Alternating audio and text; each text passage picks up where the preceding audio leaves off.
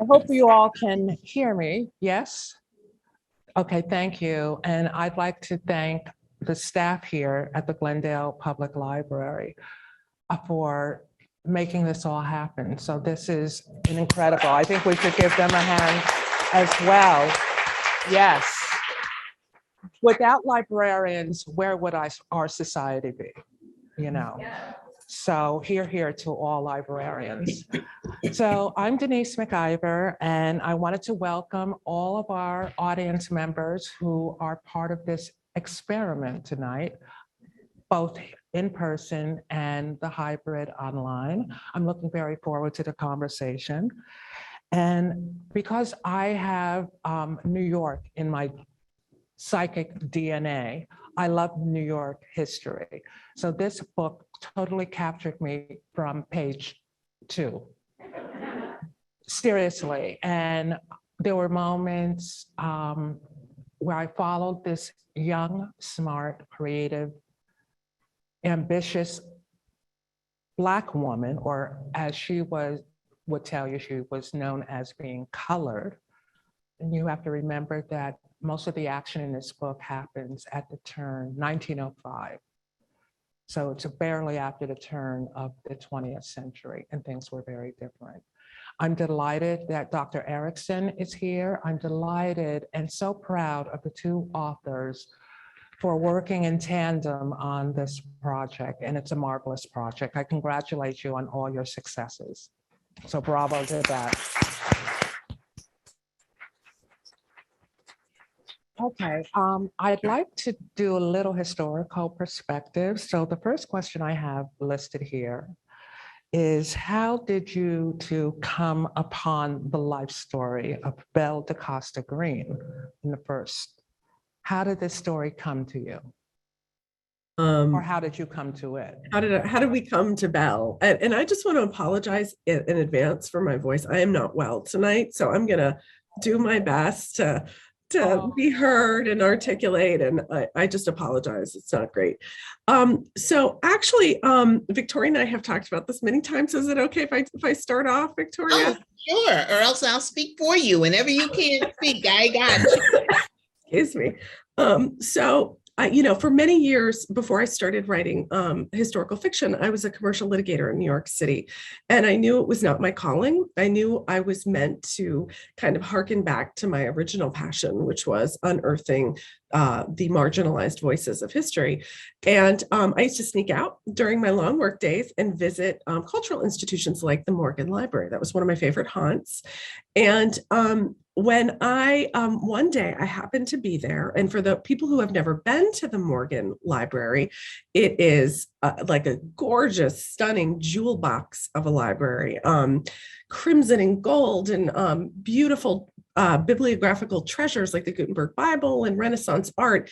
And I could really transport myself to a different place and a different life when I was there. And one day, this was many decades ago, I happened to run into a docent at the end of one of her tours. And we got to talking, and she mentioned to me that even though the library was the Morgan Library, and that it was started and funded, created by J.P. Morgan, the famous financier and industrialist, it actually hadn't been created just by him alone, that there was actually a woman involved, and she named Belle da Costa Greene. And I hadn't started writing books at that time, but I was collecting ideas, and I added Belle to the list of names of women that I was curious about. I thought it was remarkable that a woman at this time period, early 1900s, before women had the right to vote, that she was actually not just the head of the Morgan Library, but she was a huge force in the art world. She was really revolutionary in her collecting and her negotiation tactics and her presence, her very self. She was a celebrity in her own right, in addition to being this art force. And over the years, as I turned to writing, I would kind of dip into the research about her from time to time. And as the years progressed, her real identity became known. And I realized that she was so much more remarkable than I could have ever imagined, because she was actually a Black woman passing as white at a time of extreme prejudice and segregation in our country, a time period when she probably wouldn't have been really welcomed to tour the Morgan Library. She was running the institution. And she came from this amazing background of Richard T. Greener, her father, famous supporter of equality, first Black graduate of Harvard, and her mother, who came from this multi-generational free community of color in Washington, D.C. She just became more remarkable the more that was learned about her over the years. And I knew that I wanted to tell her story, but I also knew as a fiction writer, I can envision many, many things, but I cannot imagine what it's like to be a Black woman in our country. I have no ability to do that, no right to do that. And I also knew that because Belle had spent so many years hiding her real identity, she deserved to have a Black woman tell her story as well. And when it was right around that time that I was thinking really hard about it, that I read one of Victoria's books that you mentioned, or that someone mentioned, Stand Your Ground, which was, it's a magnificent book. I highly recommend. It's a look at this terrible issue in our country of the shooting of young Black men. And Victoria looked at the perspective fresh and new through the eyes of the women. And I just felt as though, wow, I wonder if she would be willing to embark on this project with me. I didn't know her. So I took the bold move of reaching out to her through our agents. And I'll let her take it from there. And that's how we got started. We got started together. Marie sent me a proposal, I guess. It was a 3-page synopsis of the story, but it took me about 2, maybe 3 months to read it because the first page was about JP Morgan, and I was not interested in JP Morgan at all. And so I couldn't get past the first page. But once I finally read it, I couldn't wait to get together with Marie and write this. And like she said, we did not know each other, but it took us about 5 minutes to feel like we were good friends. And by the time we finished the first draft, we were sisters. Wow. Another question I'd like to ask is how, I know how, excuse me, it works in certain contexts, like if you're working on a comedy show, in the writer's room, there are 6 or 7 writers flinging jokes and trying to put together a script. How is it to have co-authors writing a historical narrative, a fictionalized version? Well, I had actually collaborated with another author. I'd written about 6 books with another author, Rashonda Tate Billingsley.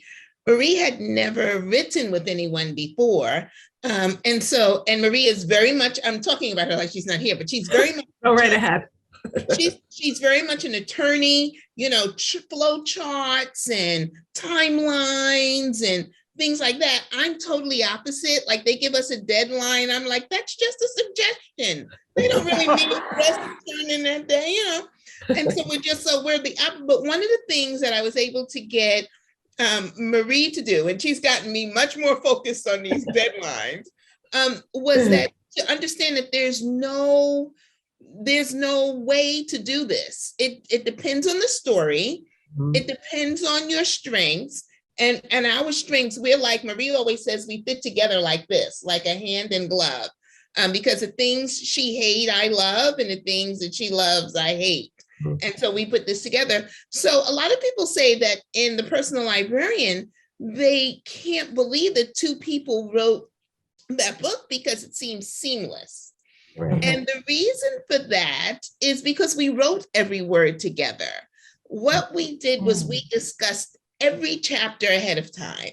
Like if we had been smart, we would have recorded those talks, but we discussed every chapter. We would talk about 4 or 5 chapters at a time, down to what do you think they said? What do you think they wore? Oh, you know what? We should put this in there. Just talking. And then when we finished after hours every day, we would then, depending on what the chapter was, one of us would say, I'll write that one. or Marie would say, I would write that one. And whoever wrote it just really wrote the foundation, because then we'd write it and then we'd switch. We'd send it to the other one to put in their things. And so that's why it's one voice, because Belle was one person that she spoke to both of us equally.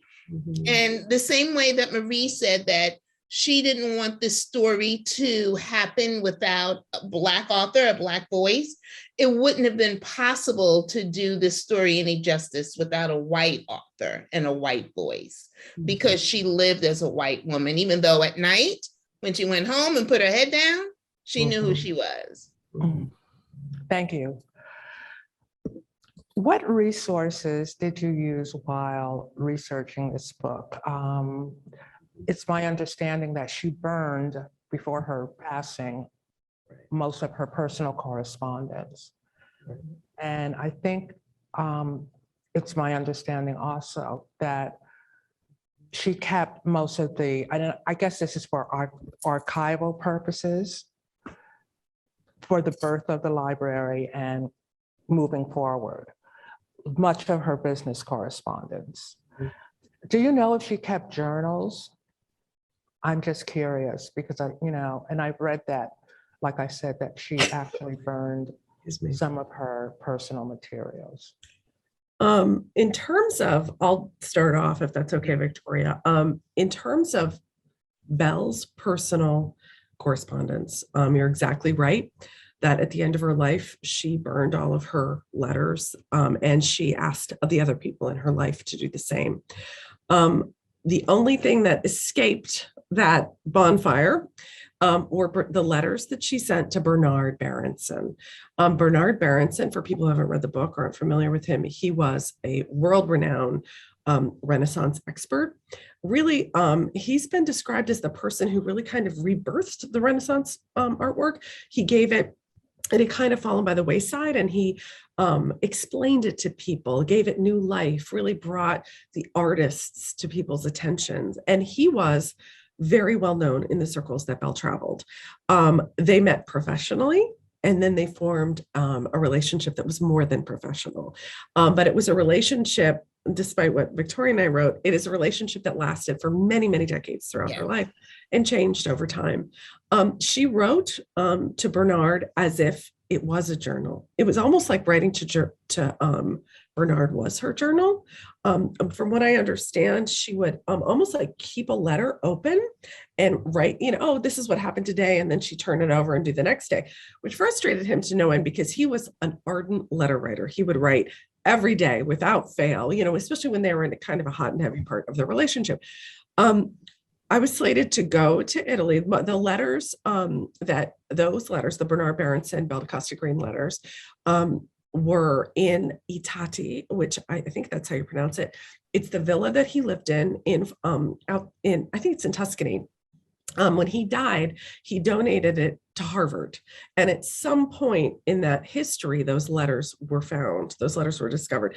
I doubt that people really understood the importance of those letters at first, because I don't think the light had really been shown super brightly on Belle. I was scheduled to go to look at the letters myself. They had not been digitized or available other than in person. And then COVID happened and I couldn't go. We had to rely on a wonderful book in terms of those personal letters by Heidi Artizoni. It's called An Illuminated Life, in which she excerpts and recaps and really gives her own sort of summarization of a lot of those letters. That's not how I normally like to do things, but the circumstances were such that that's what we were forced to do.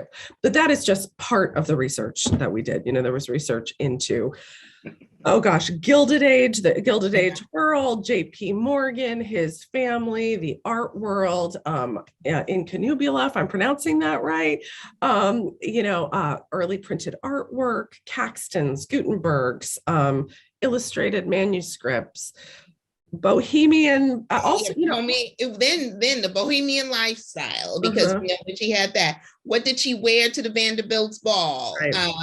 Did they have music there? I mean, everything you have to research when you're not writing a contemporary novel.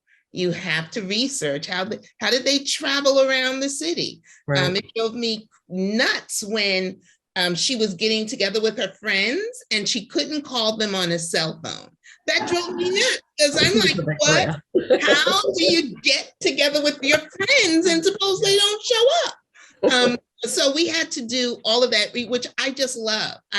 And one of the things I love about research, because a lot of people think that you research everything first and then you sit down and you just write it. And I love what Marie says. She says, we research as much as we can. We both read that novel. And she said, once you have it all in your head, forget it. Right. And then you just you start writing. But what I love about it is that you don't know what you don't know until you don't know it.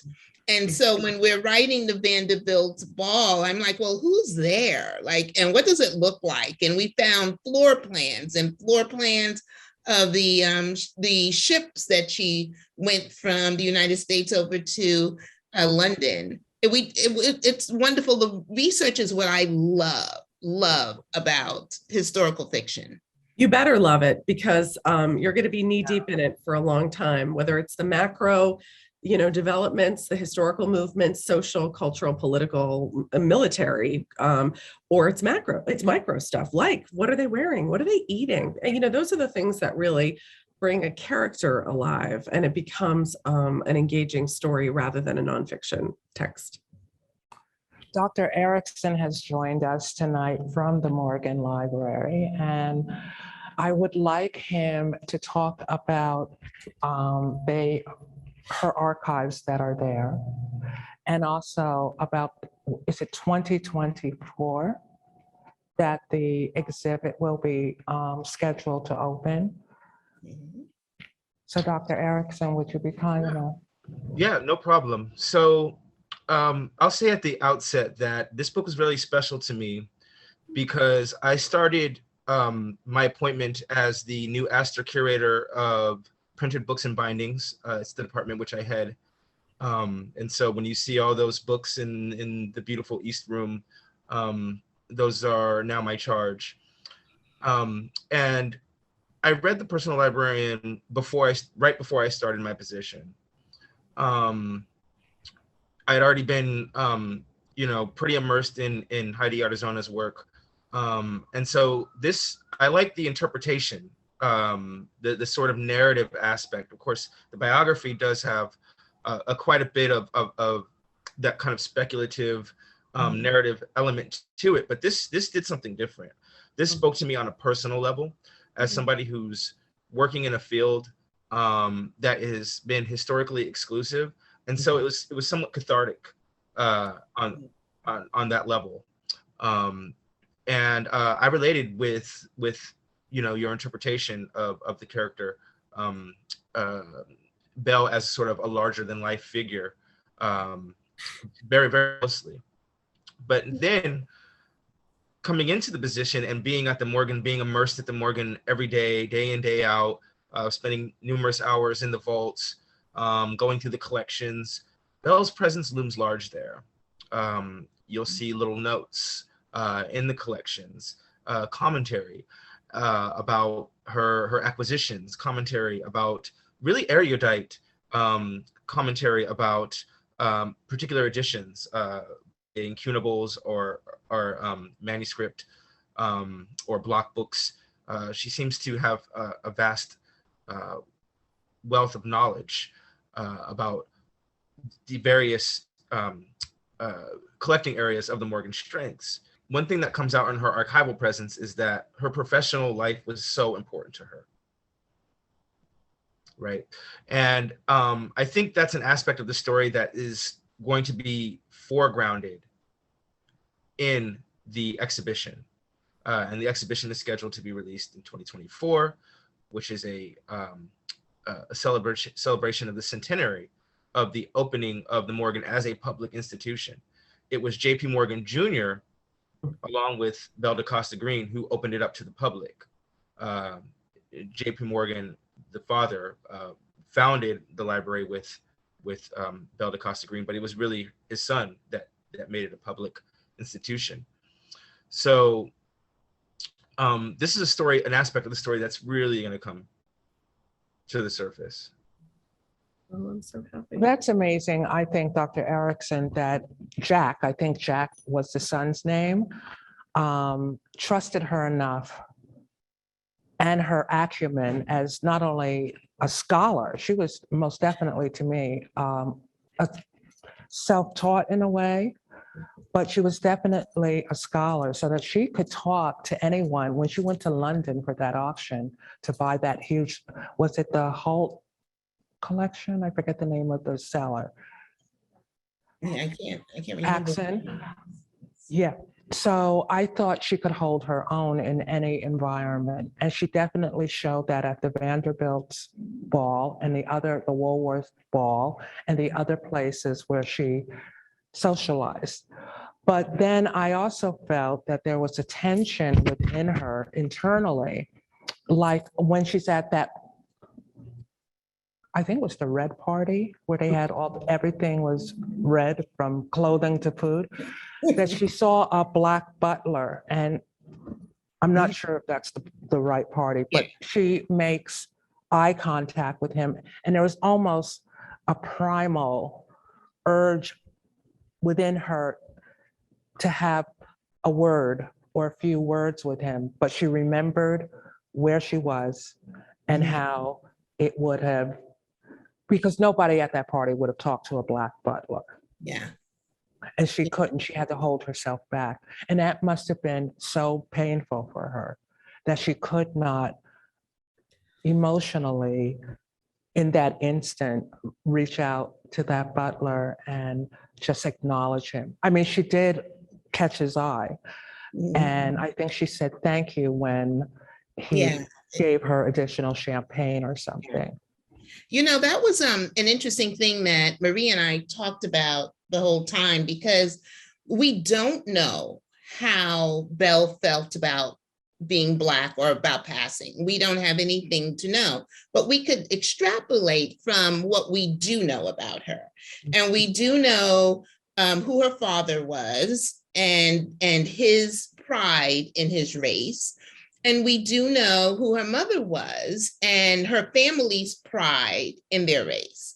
And so there would be no reason for her to just say, I don't want to be Black.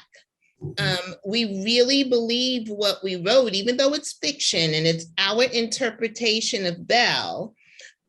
We really believe that her mother, because it came from her mother. A lot of people say, well, why didn't Belle do this or why didn't Belle do that? She was a young adult, a young woman in her teens when this happened. And so she had to follow her mother. And at any point, if she wanted to say, okay, I'm a Black now, she would have had to give up her mother and her siblings. And who's going to do that? So we don't know. And we extrapolated that she came from this very proud background. So she wanted to pass, not to be white. She wanted to pass to be equal. Mm-hmm. And if she had that mindset, she was always very aware of the fact that she was Black. And she went home every night and put her head down on the pillow and she knew she was Black. And when she got up in the morning and had to do her hair, she knew she was Black. She used more hairpins than anybody trying to hide it. So we know, and I can imagine what it was like for her to see a Black person and wanting to say hello, but you cannot do that. Yes, it was verboten. The races did not mix. Can we talk a little bit about the Gilded Age or the lead up? Because a lot of people are not aware of this time period, but it produced more, they call Fifth Avenue still to this day, Millionaires Row, right? Mm-hmm. Can you talk about the social context and the culture of that time, please? What it was like for moneyed people, right. Most of whom were white, of course, yes. Oh, yeah, of course. And what was it like? And then there's everybody else. It's sort of like today. Yeah, I mean, when we hate to admit, as much as I hate to admit that, but when talk a little bit about the culture of the Gilded Age? Yeah, when we think about the Gilded Age, we think about the things you're mentioning, right? We think about the sumptuous brownstones or the Vanderbilt mansions, some of which don't still exist, but some of which do. We think about, the opulent interiors. We think about the wealth of Newport. Some of their second homes were there, or on the Gold Coast and Long Island.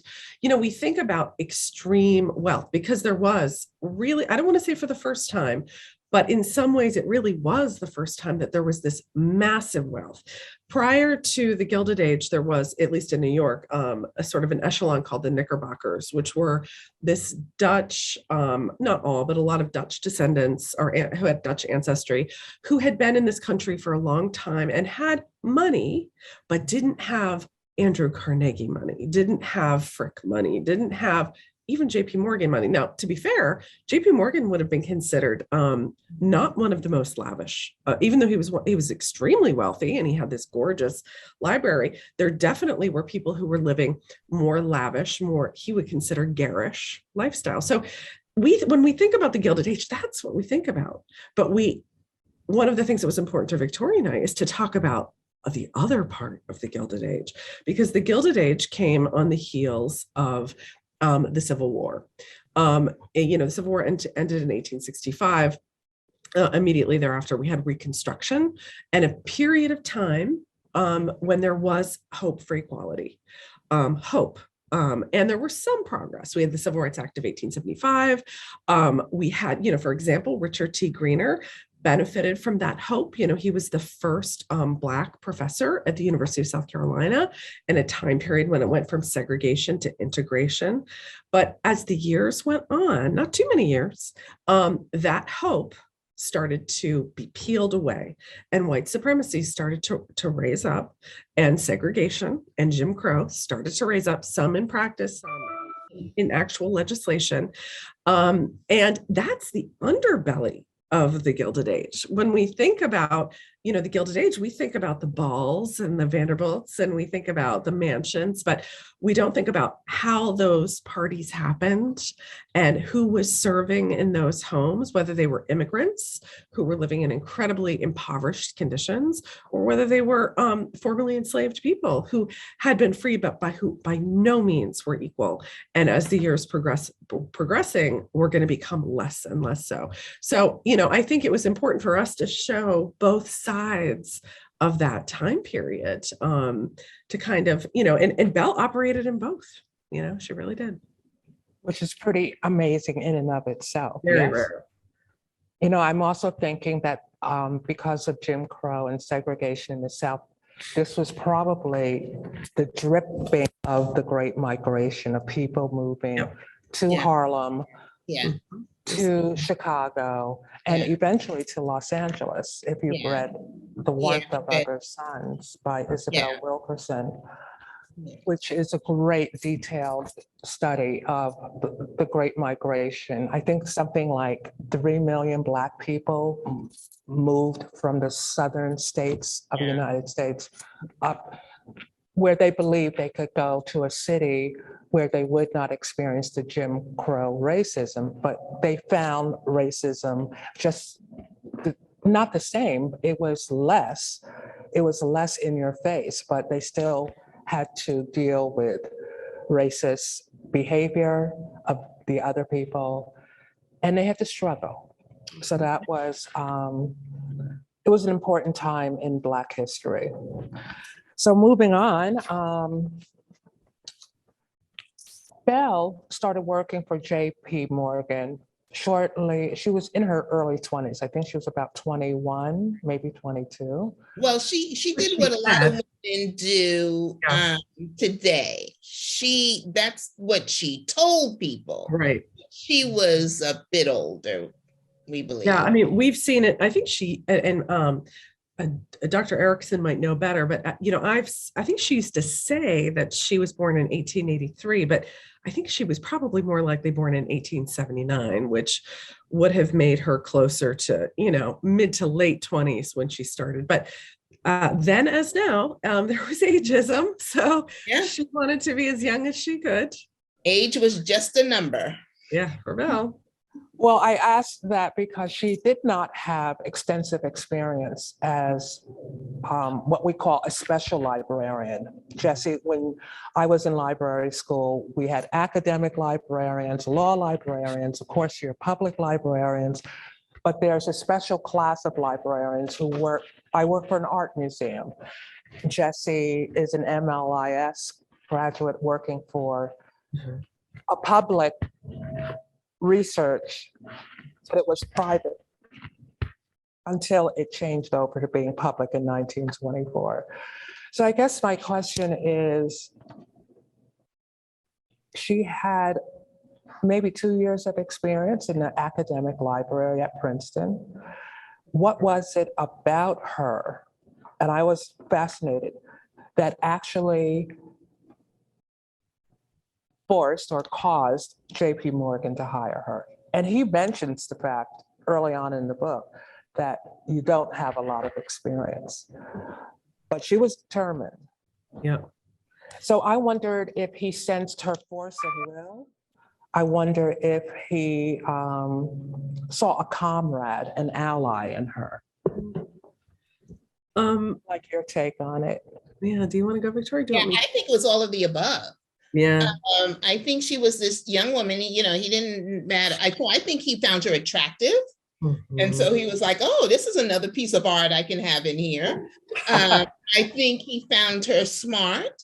I think he was curious because she came recommended by his nephew. I think he could see her moxie, her confidence. I think it was all of the above, which ended up being really what their relationship was about. It was everything. He was her mentor. She was his protege. She was his confidant. And she confided in him as well. And, there's speculation of if they've ever had a relationship. Though Marie and I spent months talking about that and decided, no, based on what we know about them, she was too smart for that. So I think it was too easy too. It would have been almost expected. Though there were, I think he was actually nicer to her than he was to his own children. He was, sure.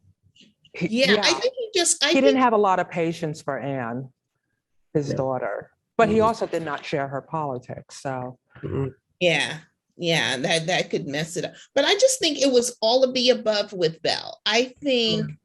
And I think curiosity had a lot to do with it in the beginning, and then she got in there and she worked hard, and he liked that. I think too, the idea, as Victoria said, that into this very white male, these enclaves, auction houses, parties, where she would be finding pieces to collect. Part of that was networking and knowing the right people. Museums. I mean, she was very, very often the only woman in the room. And I think there was part of him that loved the idea of this petite, attractive powerhouse walking into these rooms, unsettling everything. There was something very attractive about that. And she used all of that to her advantage.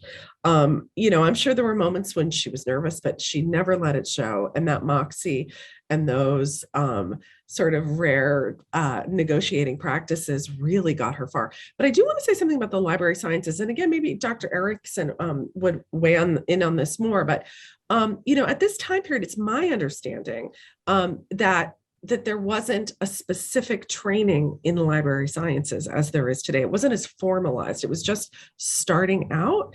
And a lot of it was like apprenticeship type work. You would kind of work under the tutelage of somebody who was well known in an area. And I do think that Belle, she really liked the rare manuscripts. She really liked those early printed books. And they had there were some experts at Princeton. And of course, Junius had donated a bunch of books, a bunch of Virgils, and I think it's some Caxtons as well. And she took every opportunity to learn everything that she could about those books. And then, of course, she had that special relationship with Junius. So I don't think it would have been as glaring as it would be today that she didn't have all these credentials. The fact that she came from Princeton, that she had worked under well-known people, that Junius recommended her. But that said, she was up against, my understanding, some pretty fierce competition for the job. I think there was a curator from the Met who was considered for the job as well. So there was something special about Belle. I have Yeah. 2 more questions because I think we're going to move on to the Q&A, both If the I chat may, as well as live here. And there's a microphone standing for those of you who would like to pose questions to the co-authors. I don't think I heard you. I didn't hear you. Oh, I thought Dr. Erickson. Yeah. Oh, yes. My name was evoked, so yeah. Can you hear me? Yeah. Okay. Oh, yeah, I just wanted to add really quickly a couple of points on that. Sidney Cockrell, who was another really well-known curator of note and former Kelmscott secretary, in conversation with Philip Hofer, described Belle as one of the most intelligent women he had ever known. And he wasn't being facetious, but he said it in a response that basically described her as someone who knew how to get into all the right sources, right?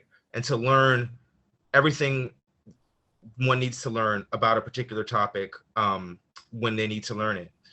And what I would say about libraries is that, yes, certainly by the end of the 19th century, it was being professionalized. Okay. Right.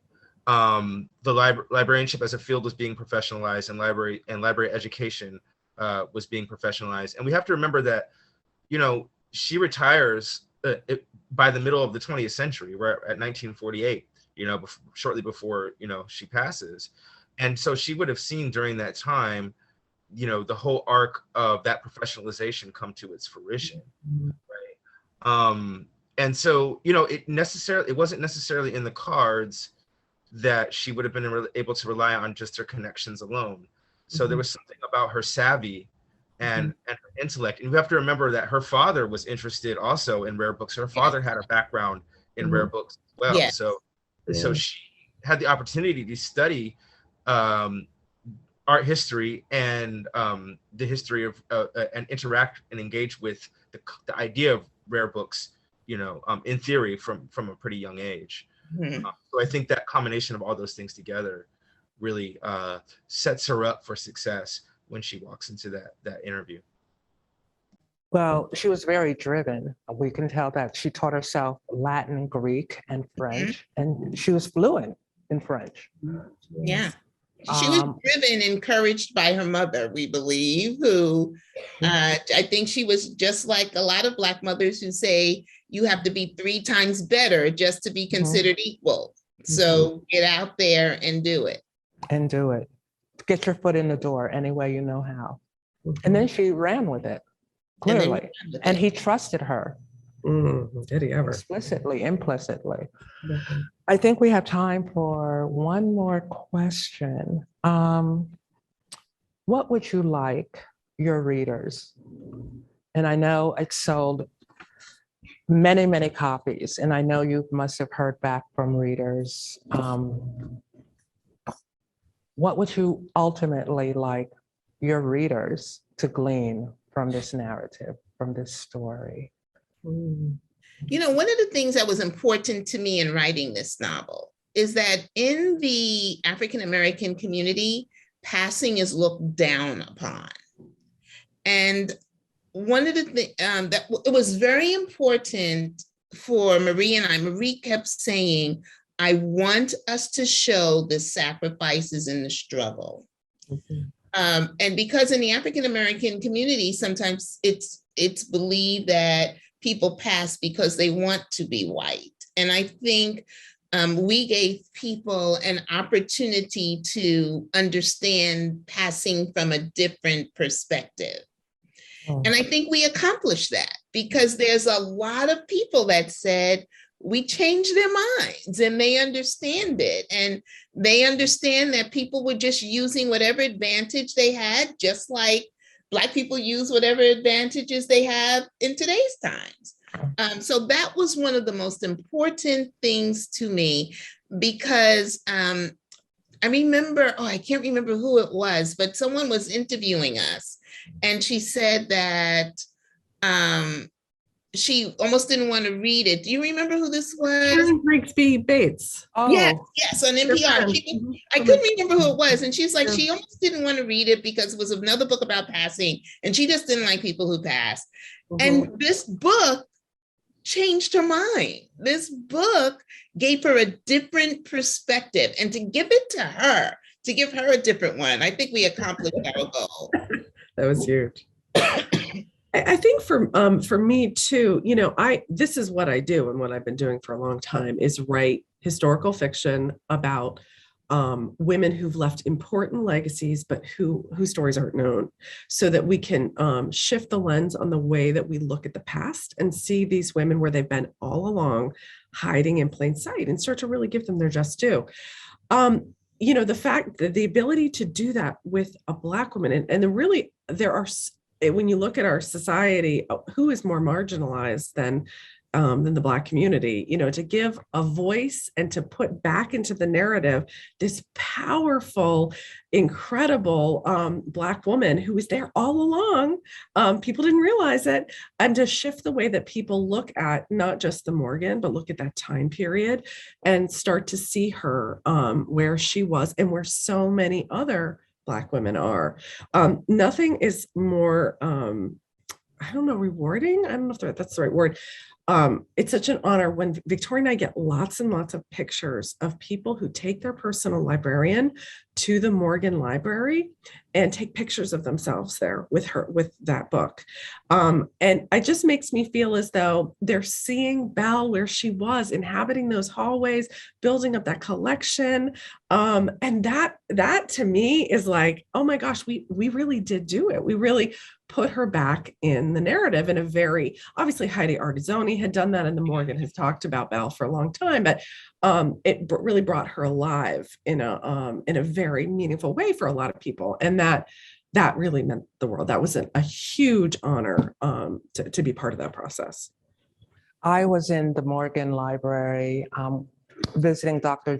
Erickson last month, and just to see the space, the physical space of where she had her office, it was like a mini, my God, it looked like an intellectual playground.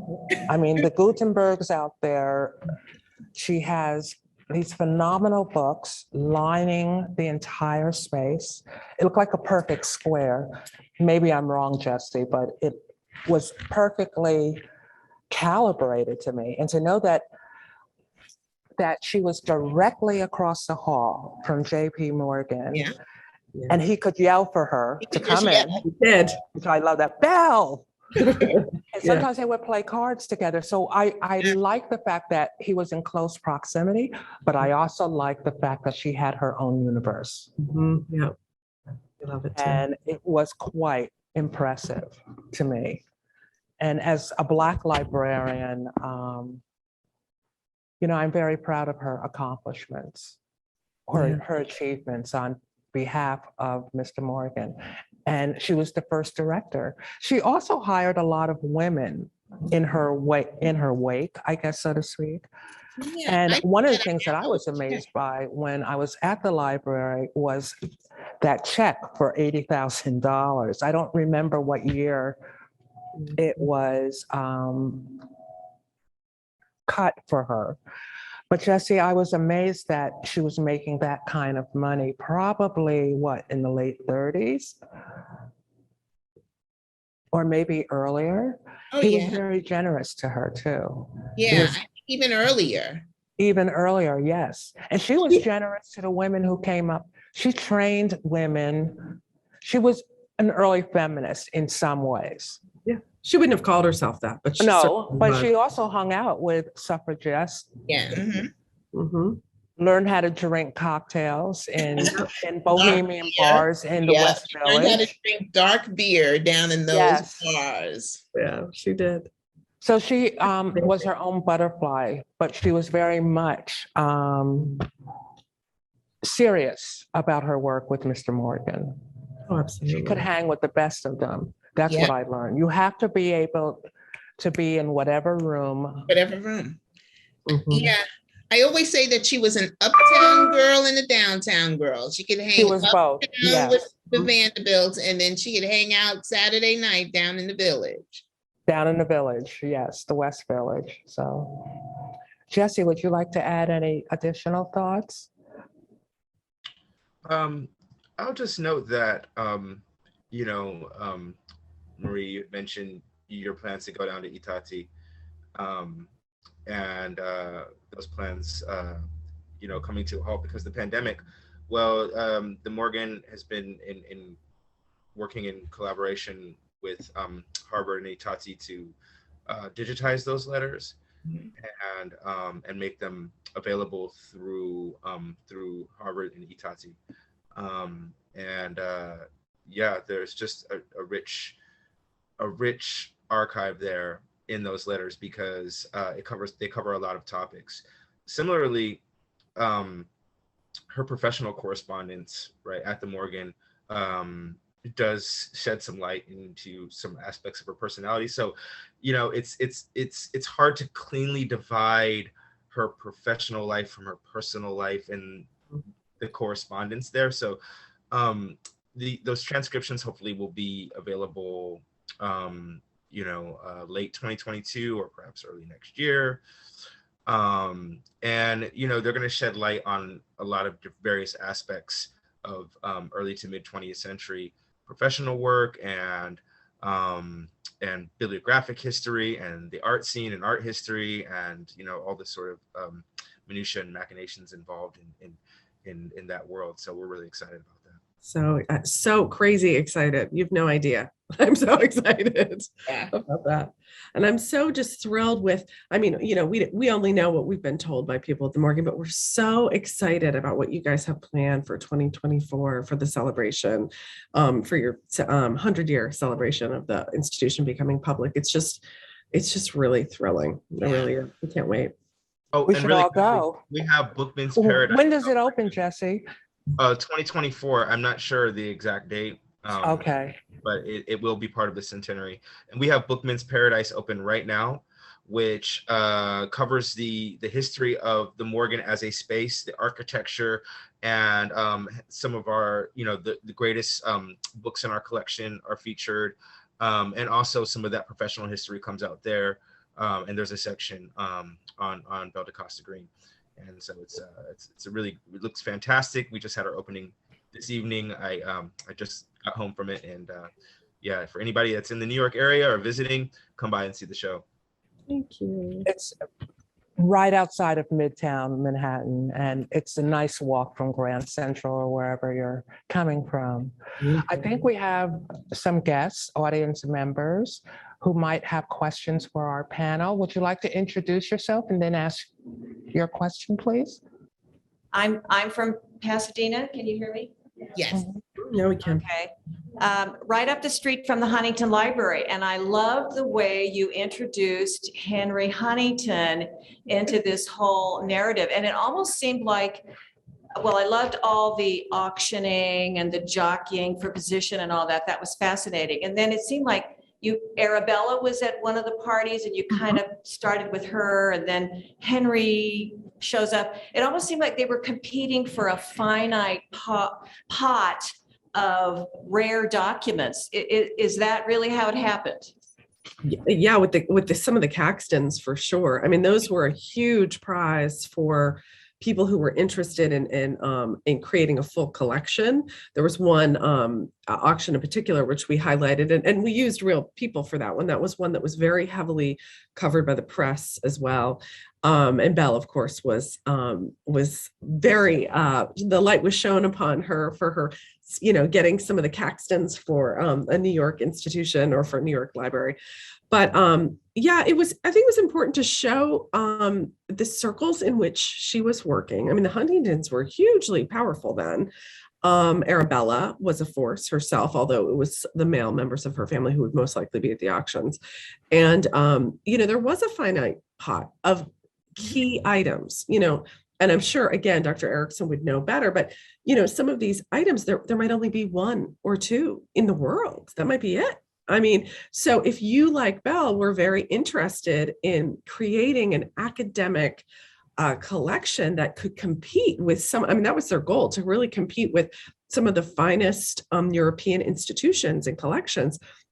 You had to round it out, right? You had to make sure you had the right Caxton and the right Gutenberg. You had to have those key players in the history of the printed word, because that's really in some ways what that early collection was. I mean, and of course it's grown into so many more things the Morgan Library has, but initially it was really a monument to the printed word. To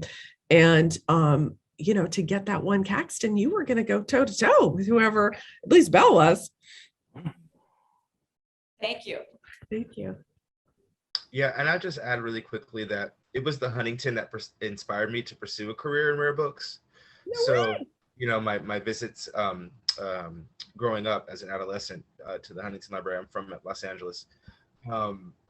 And it's just an interesting, sort of turn of events that I end up at the Morgan, which is a dream job for me, having been inspired by the Huntington Library to pursue a career in rare books. So even beyond their death, their rivalry has inspired, entire careers. And I love the book. I thought it was fascinating. Yeah. I wondered, this is a silly question, when and how was she outed? I mean, when did you find out about her? Or how did that, her passing become discovered? Yeah.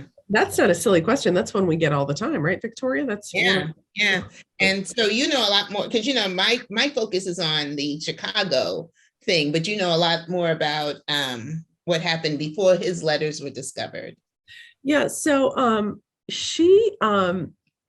there was always speculation about Belle's identity. If you look, she was very famous during her lifetime. There were lots of profiles of her, social articles, whether it was a snippet in the social pages or a big profile in a magazine. And she would be referred to as like the exotic Belle da Costa Greene, the dusky complexion. So we know that those rumors were out there, and there's contemporary letters from the time period which would show that type of exchange. And we think, and this is Victorianized speculation, that maybe that was one of the reasons she wanted all of her letters destroyed, her personal letters, that maybe there was something in there that would have come out that she didn't want people to know. But the one thing that she could not have discovered was her connection with Richard T. Greener. Richard T. Greener was very well known during Belle's lifetime and in the decades after. He sort of faded in our lifetime, but he was well known. He was an advocate for equality with people like that we do know, Frederick Douglass and Booker T. Washington. And she could not allow people to discover that he was her father, because then, of course, her whole ruse would be discovered. So she was able to keep that from, the speculation continued, but the verification never happened during her lifetime. There was this is what I understand, there was a biography of Morgan in, I think it was 1980s or 90s, in which there was whoever did the research, Jean Krause maybe, or Strauss, she found it was either a census document or a birth certificate in which Belle was listed as colored. And then when Heidi Artizzoni did her biography, she dove deep into the connection between Belle and Richard Greener and really mined that world. We did our own research as well, read several biographies. There's not a lot, there's maybe 3 scholarly biographies of Richard T. Greener, read several of his essays, some of which really stand the test of time, one in particular, The White Problem. But it wasn't really, when I first heard about Belle, that wasn't out there, that she was a Black woman passing. That really became better known as the years progressed. And it definitely confirmed with Heidi's biography. Yeah, and Heidi's Is that your understanding as well, Dr. Erickson? Yeah, absolutely. That's absolutely right. What's your next projects?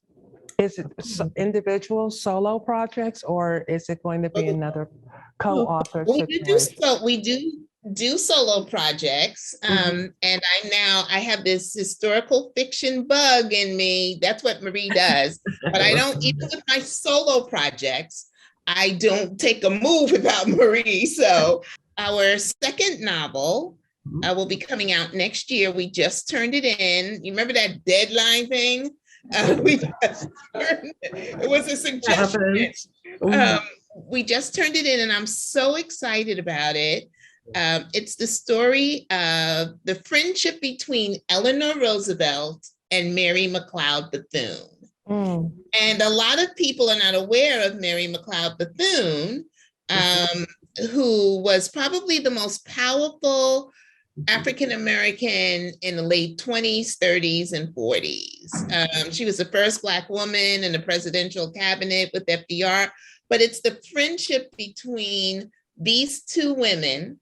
In 1953, they appeared on the cover of Ebony magazine together, because Eleanor Roosevelt, was very important to her that people saw that one of her best friends was a Negro. That was the word they used at that time. So they have some great conversations about race that we hope that people will be able to talk about. Marie and I talk about this book as being semi-autobiographical, because we talk about the kind of conversations we have, but it's about these two women and the things that they accomplished that we have no idea that other people were given credit for. We're very excited about this book.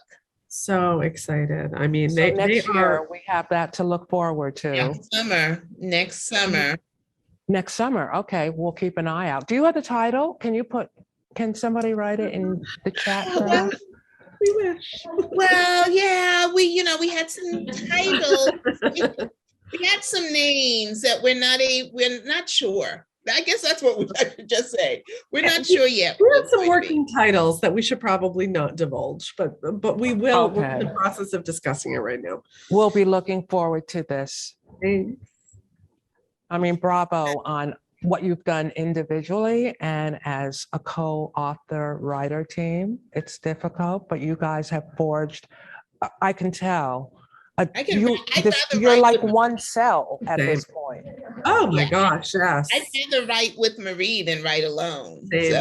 100%. Feels very, all the conversations that we have, the sharing, it's just so much a part of the process. And when I'm off writing my own books, it feels very, very lonely. Very lonely. I think we have another guest here who has a question or a comment to make. Hello, good evening. I'm Danielle Roku. I am a resident of Glendale, and I'm also an academic librarian who teaches library science courses. So I'm very excited to share this information with my students in the future. My question is about Belle. Her character was so witty. She had such finesse. And I feel like she really brought a lot of joy to me during a time that has been really difficult to navigate, and a time where I feel very burnt out as a librarian. So thank you for bringing that joy. And my question is, if there's any antidotes, any characteristics, something about Belle that had to be left out on the editing floor that you might share with us, anything that didn't make the book that you want to share. Yeah, we had quite a few things that didn't make the book, only because, it couldn't be 700 pages because she had that kind of life. But one of the things that we left on the floor that we had in the book was her nephew, Bobby, who was her sister, Teddy's son. And Belle's mother ended up raising him. And we had it in there where a little bit, but we would have had to go off a little bit more in the story. So I was sad that we had to take him out of the book. Anything else, Marie, that you could think of that we cut out? I mean, that was the hardest thing. I mean, one of the sacrifices that we highlighted in the book of passing for Belle, and we think for some of her siblings, was their their decision and their inability to have their own families. Having a child could reveal their heritage. And so we kind of loved, Teddy was the youngest. None of the other siblings had children, as far as we can tell. Teddy was the fairest. She was blonde and blue-eyed, and she did have children. She did take that risk. And we kind of loved that Belle was able to have this opportunity to be a parent of her nephew, even though she wasn't able to have her own children. But again, it ultimately didn't work in the storyline, which was too bad. But yeah, that was probably the hardest thing to kind of, I mean, there were other things. Belle was like, she was a lady about town in a lot of different ways, you know, In a lot of different ways. She had a very active love life. She had friendships with pretty much anyone you can think of. I mean, anyone, you know, Sandra Bernhard, the actress, I mean, all sorts of people from that Gilded Age time period, not just the famous industrialists and financiers, but people in the art world, people in the writerly world. I mean, she really had her hand in so many different parts of that time period and in the cultural aspects of it. So there were lots of things we couldn't put in, but that the one about Bobby was the hardest. Thank you so much for answering my question, and thanks for being here so late. I'm sure it's 3 hours ahead where you're all at. So Yeah. thank you. I will ask a quick question from the internet, from our chat. We've had quite a few questions. I think you've touched on most of them. One question, I was really intrigued by the relationship between Anne and Belle, both hiding big secrets with a lot to lose. How did you write that? What was the balance of speculation and history there? Yeah, you know, that's so interesting, because I always tell people that as a biographical novel, there's a lot of truth in it. So we take the big beats of their life, but then we have to fill in the blanks, and we fill in the blanks with fiction. We connect the dots with fiction. So with Anne and Belle, we do know, right, Marie, that they did not like each other. We do know there are some letters in which they talk about that there was Belle was very involved in the Morgan family life, almost like a family member. She would go to birthday parties and all sorts of stuff. Because don't forget, that library, that was his private library right next door to his house. It was like a separate part. It was like another room in his house. And so his children were in and out of there. And so she became really a big part of the family. But yeah, we do know that she was close with the other siblings, but she had some tension with Anne. And we do know that Anne was gay. But we don't know why they had the tension. And so that was the fiction part, because we needed that tension. That's the good part about being a fiction writer. We said, okay, we need to throw somebody in here who's going to challenge her a little bit. And so that's how we did it. So that part was, but we did use a lot of the history and even the dialogue between them. If it were that way, those would have been the words.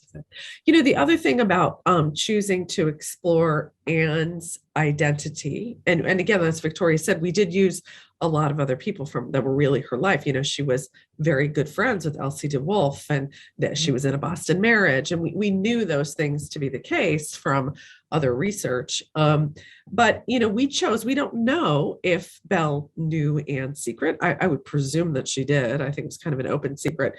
But we chose to kind of explore Anne's identity because it was another opportunity to look at someone wearing a mask. You know, Belle had to wear a mask throughout her entire life, especially in her years as the personal librarian to J.P. Morgan.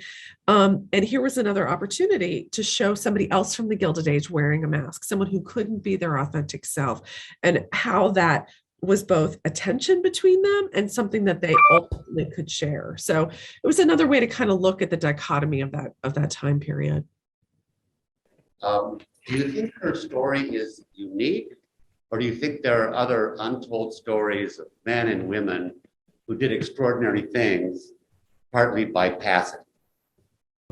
I don't think it would be unique. I don't think it's a unique story. I think there are a lot of people whose life stories have been erased. I think a lot of women and a lot of Black people, they just kind of erased them from history. So I don't know of I couldn't give you a name off the top of my head, but I would be very surprised if her story was unique. I don't think it was. Yeah.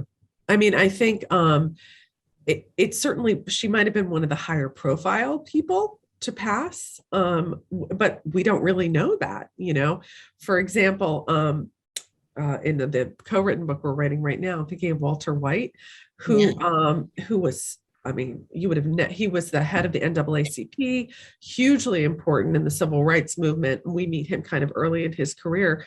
And, he's somebody who could have passed easily, but chose to embrace his heritage and fight for equality, so it can really go both ways. You don't know how many people actually embrace their real heritage and how many people hit it, depending on their circumstances. Congratulations on a great book. It was a wonderful read, and thanks for being with us this evening. My name is Mary Mason. So I have two questions, really. So after I read the book, of course, I had to search the internet for anything I could find on Belle, and she really does look Black to me. So it's my friend who recommended it, we were both kind of speculating, like, how does that happen, that somebody was able to pass that way? I guess that's one question. And then did you want to put pictures in the book, or how does that, did you think about it, or I just wanted to know so much more about her after I read your story? Yeah. We never talked about pictures because it's a novel. It's not a biography. It's a novel. We made all that stuff, a good part of that stuff up. But I want you to remember, because a lot of people look at her picture now and they say, wow, she looks Black. But remember that you're looking at her with 21st century eyes. And 100 years ago, we did not have the terms mixed and biracial. You were Black or you were white. There was a Southern term, mulatto, but you were Black or white. That's it, except for the people that started with the rumblings. So she could easily have passed 100 years ago, which she did. Also, I mean, Victoria and I have talked a lot about people see what they want to see.